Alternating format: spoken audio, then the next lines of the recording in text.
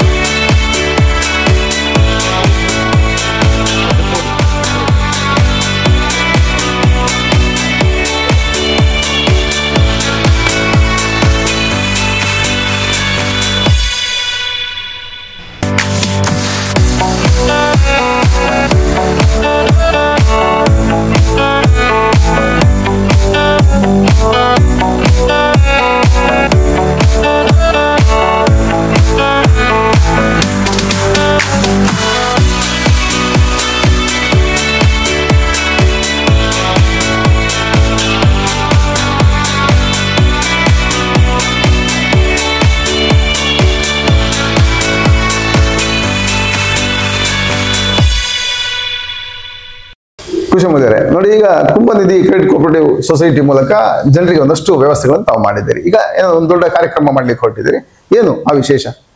ಕುಂಭನಿಧಿ credit cooperative society ಕಳೆದ ವರ್ಷ November 10, 2024ರಂದು ಪ್ರಾರಂಭ ಆಗಿದೆ ಸೂರಜ್ ಹಿಲ್ಸ್ ಬೆಳ್ಮಣ್ಣಲ್ಲಿ. ಈ ಉದ್ಘಾಟನೆಯನ್ನು ಮಾಣಿಲ್ದ ಕ್ಷೇತ್ರದ ಶ್ರೀಧಾಮದ ಶ್ರೀ ಮೋಹನದಾಸ್ ಸ್ವಾಮೀಜಿ ಅವರು ಉದ್ಘಾಟಿಸಿದ್ದಾರೆ.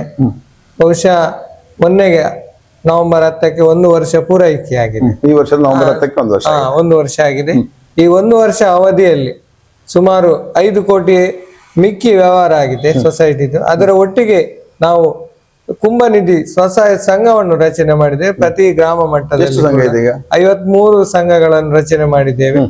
53 ರಚನೆ ಮಾಡಿದ ಸಂದರ್ಭದಲ್ಲಿ ಈಗ ನಾವು ಸ್ವಸಹಾಯ ಸಂಘದ ಸಾಮೂಹಿಕ ಶ್ರೀ ಲಕ್ಷ್ಮೀ ಪೂಜಾ ಅನ್ನು ಶ್ರೀ ಮೋಹನದಾಸ್ ಸ್ವಾಮೀಜಿಯವರ ದಿವ್ಯ ಉಪಸ್ಥಿತಿಯಲ್ಲಿ ಅದು ಕುಲಾಲ ಸಂಘದಲ್ಲಿ ಬರುವ 16ನೇ ತಾರೀಕು ಅಂದ್ರೆ ನವೆಂಬರ್ 16 ಆದಿತ್ಯವಾರ ಇದನ್ನು ಅವರ ದಿವ್ಯ ಉಪಸ್ಥಿತಿಯಲ್ಲಿ ಪೂಜೆ ನಡೀಲಿಕ್ಕಿದೆ.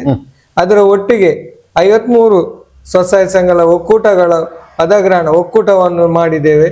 ಅದರ ಉದ್ಘಾಟನೆಯನ್ನು ಮಾನ್ಯ ಶ್ರೀ ಮೋಹನದಾಸ್ ಸ್ವಾಮೀಜಿ ಅವರು ಉದ್ಘಾಟಿಸಲಿದ್ದಾರೆ. ಎಲ್ಲ ಗಣ್ಯಮಾನ್ಯರ ಉಪಸ್ಥಿತಿಯಲ್ಲಿ ಒಂದು ದೊಡ್ಡ ಕಾರ್ಯಕ್ರಮ ನಡೀತಿದೆ. ಸರ್ವರ ಸಹಕಾರ ಬೇಕು. ಇನ್ನಷ್ಟು ಸೊಸೈಟಿ ಕೂಡ ಅಭಿವೃದ್ಧಿ ಆಗಬೇಕು. ಆ ನಿಟ್ಟಿನಲ್ಲಿ ನಮ್ಮ ಸಂಸ್ಥೆಯ ಉಪಾಧ್ಯಕ್ಷರು ಇರಬಹುದು, ಎಲ್ಲ ನಿರ್ದೇಶಕರು, ಸಿಬ್ಬಂದಿ ವರ್ಗದವರು, ಅದೇ ಪಿಗ್ಮಿ ಗ್ರಾಹಕರು, ಎಲ್ಲ ಗ್ರಾಹಕರು ಸರ್ವ ಜಾತಿ ಧರ್ಮದವರ ಸಹಕಾರದಿಂದ ಇನ್ನಷ್ಟು ಎತ್ತರಕ್ಕೆ ಬೆಳೆಯಲಿ ಅಂತ ನಾವು ಆಶಿಸುತ್ತೇವೆ. ಬರುವ 16ನೇ ತಾರೀಕು ನವೆಂಬರ್ 16ರಂದು ಧಾರ್ಮಿಕ ಕಾರ್ಯಕ್ರಮ ಮತ್ತು ಸ್ವಸಹಾಯ ಸಂಘದ ಉದ್ಘಾಟನಾ ಕಾರ್ಯಕ್ರಮಕ್ಕೆ ತಾವೆಲ್ಲರೂ ಭಾಗವಹಿಸಬೇಕಾಗಿ ಈ ಮೂಲಕ ತಮ್ಮಲ್ಲಿ ಕೃತಜ್ಞತಾಪೂರ್ವಕ ವಿನಂತಿಸುತ್ತೇವೆ.